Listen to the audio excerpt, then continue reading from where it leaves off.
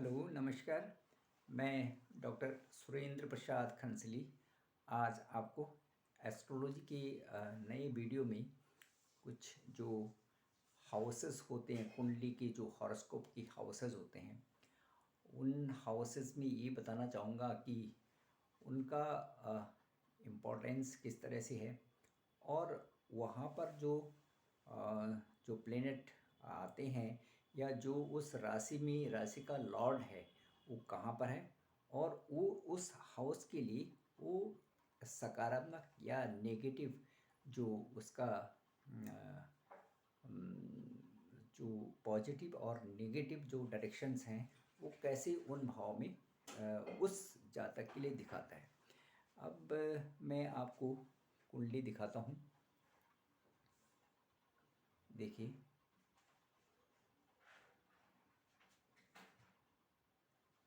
ये कुंडली है। इसमें जो फर्स्ट हाउस है,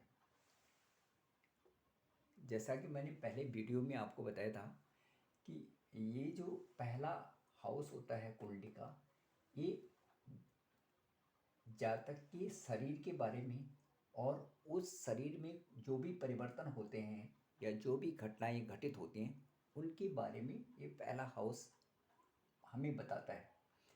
दूसरा, इस हाउस में ये देखना पड़ता है कि ये किस राशि का है, किस राशि में ये है। जैसे तुला राशि है या इसमें वृश्चिक राशि है या ये मेष राशि है या ये जो है मीन राशि है, पाइसेस है। तो इसमें जो अंक होगा, जैसे फर्स्ट भाव है, सपोज इसमें हम 1 मान के चलते हैं तो मेष लग्न हो गया, तो मेष लग्न का मेष राशि होगी। तो मेष राशि ये जो पूरा पार्ट है, जो शरीर है, ये क्या यहाँ पर कोई मैलेफिक प्लेनेट तो नहीं है? क्या किसी मैलेफिक प्लेनेट का सेवंथ इस पे दृष्टि तो नहीं है? या कोई मैलेफिक प्लेनेट इसको किसी ऐसे भाव से देख रहा है कि जो इस पे सीधे उसका डायरेक्शन इसी भाव पे पड़ता तो नहीं है? ये सारे इस भाव को ही अफेक्ट करेंगे और जातक के शरीर में और जातक के साथ में जो भी घटनाएं घटित होंगी वो फिर इस भाव से प्रत्यक्ष रूप से उसे वो पता चल जाएगा। दूसरा, इस भाव में यदि यहाँ पर मेष लग्न है और ये मेष राशि का घर है तो हमें ये देखना पड़ेगा कि जो एरीज है उसका जो लॉर्ड है मार्स है वो कहाँ पर है। मार्स इन जो ये 12 भाव हैं इनमें से वो कहाँ पर बैठा हुआ है, पोजिटेड कहाँ पर है। और उसमें उससे उस जहाँ पर इसका लग्नेश बैठा हुआ है, क्या लग्नेश पे अच्छे ग्रहों की दृष्टि है? क्या लग्नेश जो है अच्छे प्लेनेट से के साथ में बैठा हुआ है? या क्या लग्नेश पे जो मार्स इस भाव का जो स्वामी होगा उस पे अच्छी ग्रहों की दृष्टि है? ये सारी चीज़ें बहुत ही ज़्यादा महत्वपूर्ण हो जाती हैं किसी भी भाव के लिए। अभी मैंने आपको केवल पहले भाव के बारे में बताया। दूसरा, जो दूसरा भाव है, ये जो कुटुंब का भाव होता है, ये माता पिता व कुटुंब का भाव होता है। तो इस भाव में हम देखते हैं कि वो जातक के लिए धन की क्या व्यवस्था है, उसका पालन पोषण कैसे हो रहा है, माता पिता या स्वयं के द्वारा धन उपार्जन द्वितीय भाव से हम देखते हैं। तो यहाँ पर यदि एक अंक मान के चलते हैं हम तो यहाँ 2 होगा। तो जो 2 यहाँ पर होगा, ये एक मेष राशि, दूसरा इसमें टॉरस हम करते हैं। तो हम ये देखते हैं कि इस भाव का जो लॉर्ड है, इस जो सेकंड हाउस का जो लॉर्ड है वो कहाँ पर है और लॉर्ड अपने जहाँ पर बैठा हुआ है क्या उस पे उसके साथ में अच्छे ग्रह हैं? क्या उन पे अच्छे ग्रहों की स्थिति बनी हुई है? क्या उनको अच्छे ग्रह की दृष्टि से देख रहे हैं? ये बड़ी इम्पोर्टेंट जो है हमारी प्रिडिक्शन के लिए ये सारी चीज़ें बहुत महत्वपूर्ण होती हैं।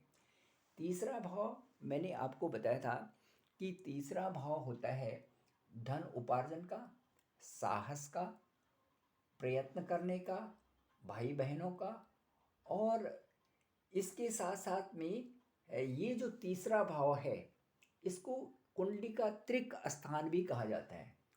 त्रिक स्थान कैसे कि जो त्रिक होते हैं जैसे 3, 6 और 11, ये त्रिक स्थान होते हैं कुंडली के। कुंडली में जो ये अंदर के होते हैं जैसे 1, 4, 7 और 10, इनको केंद्र के भाव माने जाते हैं, इनको केंद्र कहा जाता है। 1, 4, 7 और 10 एक केंद्र के भाव हैं।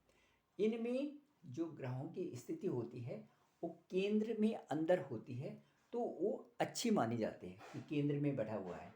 देखिए सूर्य या बृहस्पति या जो भी और ग्रह जो यहाँ पर बैठे होते हैं तो ये बोलते हैं कि कुंडली अच्छी है क्योंकि केंद्र में बैठे हुए प्लेनेट हैं। उसी तरह से तो 1, 5 और 9 ये तो केंद्र का हो गया। आगे का 1, 4, 7 और 10। अब 1, 5 और 9 जो ये भाव हैं, इन भावों को 1, 5 और 9 इन भावों को त्रिकोण भाव कहा जाता है, कुंडली का त्रिकोण भाव कहा जाता है। और त्रिकोण भाव जो है ये बहुत ही फलदायी होते हैं, 1, 5 और 9। यदि यहाँ पर अच्छे ग्रह बैठे होते हैं तो ये समझिए कि जातक का जो जीवन है वो बहुत अच्छा होने वाला है क्योंकि इनकी दृष्टि सीधे जो लग्न पे पड़ती है 5 और 9 की, त्रिकोण भाव की, तो ये एक अच्छी कुंडली बन जाती है। यदि 1, 5 और 9 में अच्छे ग्रह हैं तो कुंडली अपने आप में अच्छी कुंडली मानी जाती है। इसके साथ साथ यदि केंद्र में 1, 4, 7 और 10 में भी अच्छे ग्रह बैठे हुए हैं, प्लैनेट्स हैं, तो ये भी कुंडली एक अच्छी कुंडली मानी जाती है। इसके थोड़ा सा विपरीत हम देखेंगे त्रिक भाव, जैसे 3, 6 और 11। ये जो 3, 6 और 11 भाव हैं इनको हम कुंडली का त्रिक भाव कहते हैं। त्रिक भाव का मतलब है कि इन भावों में यदि कोई यदि मैलेफिक ग्रह बैठा हुआ है, दुष्ट ग्रह बैठे हुए हैं, तो वो अच्छे होते हैं। 3, 6 और 11 इनमें यदि दुष्ट मैलेफिक ग्रह भी बैठे होते हैं, जैसे इसमें जैसे शनि बैठा हुआ है या राहु है, केतु है या मंगल है, तो ये यहाँ पर अच्छे फल देते हैं 3, 6 और 11 में। ये जो है ये अच्छे फल देते हैं 3, 6 और 11 में। ठीक है, तो अब कुंडली का हम देखेंगे आगे चतुर्थ भाव। ये चतुर्थ भाव की कुंडली है यहाँ पे। तो चतुर्थ भाव में हम देखते हैं कि जो चौथा भाव कुंडली का होता है, यह भाव धन उपार्जन के लिए द्वितीय भाव से और तृतीय भाव से जो प्रयास किए गए हैं जातक की, उसमें संपत्ति में और सुखपूर्वक जीवन बिताने के लिए या माता पिता से जो धन संपत्ति वाहन इत्यादि जो मिला हुआ है वो चतुर्भाव से आपको पता चल जाता है। चतुर्थ भाव को हम सुख भाव भी समझते हैं, ये सुख भाव भी है। उसके बाद जो पांचवा स्थान है ये पंचम स्थान है, जो इसमें मैंने अभी कहा था त्रिकोण 1, 5 और 9, तो उसमें पंचम भाव हमारा शिक्षा का, संतान का और वह वृद्धावस्था में विशेष महत्व का है ये स्थान। और साथ में शिक्षा के क्षेत्र में, हायर एजुकेशन के क्षेत्र में भी ये स्थान बड़ा महत्वपूर्ण पांचवा स्थान माना जाता है। छठा स्थान देखिए आप, ये जो छठा कुंडली का जो 6th हाउस है, ये रोग, शत्रु, ऋण और का भाव है। रोग, शत्रु और ऋण का, जो लोन वगैरह का है। त्रिक भाव दुष्ट ग्रह नकारात्मक को छोड़ करके सकारात्मक फल देते हैं इस हाउस में। यदि इस हाउस में आपके जो दुष्ट ग्रह बैठे हुए हैं, मैलेफिक प्लैनेट्स हैं, तो आपको पॉजिटिव रिजल्ट्स देने शुरू कर देते हैं। सप्तम भाव देखिए, सप्तम भाव पत्नी, जीवन साथी और व्यवसाय में जो पार्टनर होते हैं वो हमारा सप्तम भाव बताता है। जो कुंडली का 8वां भाव है ये हमारी लॉन्गेटिविटी, दीर्घायु का घर है, निरोगी जीवन का है।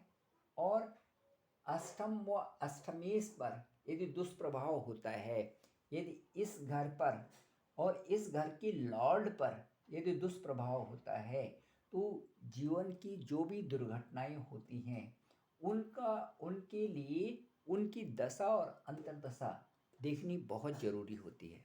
यदि इस पे मैलिफिक होता है अष्टम भाव पे किसी प्रकार से, तो हमें देखना पड़ता है कि उनकी दशा और अंतर्दशा जातक के लिए कोई भी घटना या दुर्घटना इसमें हो सकती है इसमें। उसके बाद नवम भाव जो कुंडली का है ये अच्छे कार्यों के लिए, धार्मिक कार्यों के लिए, और इससे आयु में भी वृद्धि होती है, जिससे कि अच्छे कार्यों से और धार्मिक कार्यों से, और इससे जो है उत्तम रास्ता आगे बनता है। ये पिता का स्थान भी माना जाता है। और इससे देखते हैं कि गुरु, पिता और उपदेशक हम इस नवम भाव से देखा जाता है। नवम भाव से दसम स्थान हमारा है कर्म स्थान है। स्वयं के प्रयासों द्वारा निर्धनता, स्वयं के प्रयासों के द्वारा जो हमारी निर्धारित जो व्यवसाय होता है, निर्धारित जो हमारा व्यवसाय होता है उसको हम दसम भाव से देखते हैं। इसमें हमें सम्मान और लाभ की प्राप्ति होती है। दसम भाव जो के बाद एकादश भाव है, और एकादश भाव हमारा लाभ का स्थान होता है, क्योंकि दसम भाव से दूसरा स्थान है। दसम 1 2 दूसरा स्थान है, तो ये लाभ का स्थान है और व्यवसाय से लाभ हम इस स्थान में देखते हैं। द्वादश भाव जो है ये जो धन उपार्जन किया है उसको कैसे व्यय करते हैं, और व्यय किस रीजन से और किन कार्यों पर होगा। इसके अलावा ये अंतिम क्षणों का भी ज्ञान देता है जातक को, जो लाइफ का जो लास्ट का पीरियड है उसके बारे में बताता है, और मोक्ष स्थान भी इसको कहा जाता है। तो ये मैंने कुंडली में अभी आपको सारे हाउसेस और उनकी लॉर्ड के बारे में बताया। यदि वो हाउस अच्छा है और उसका जो लॉर्ड है वो भी सही जगह में बैठा हुआ है और अच्छे ग्रहों के साथ में है, तो उस पर अच्छे ही प्रभाव पड़ते हैं। ठीक है, तो सारे सकारात्मक प्रभाव तभी होंगे जब कुंडली में अच्छे घरों के अच्छे प्लेनेट्स अच्छी जगह में, या तो वो आपके 1 5 9 त्रिकोण में हो या केंद्र में हो, और उनके साथ में अच्छे ग्रहों की दृष्टि, प्लेनेट्स की दृष्टि उन पे हो। तो केंद्र की राशियाँ, त्रिकोण की राशियाँ, त्रिक भाव और उनकी राशियों के बारे में मैंने आपको बताया।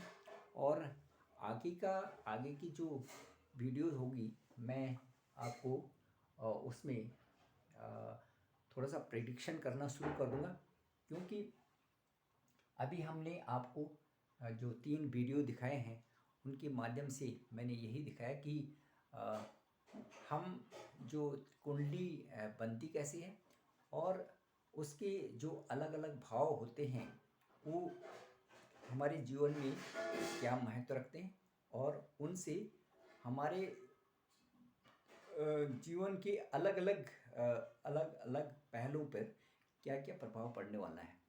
तो आपको मेरी ये वीडियो पसंद आई हो तो आप इसे ज़रूर लाइक करें, शेयर करें और सब्सक्राइब करें। और मैं आपको इसी तरह से और भी जो वीडियोस हैं वो समय समय पर दिखाता रहूँगा। और इन्हीं शब्दों के साथ में नमस्कार। आज का वीडियो मैं यहीं पर क्लोज़ करता हूँ। धन्यवाद।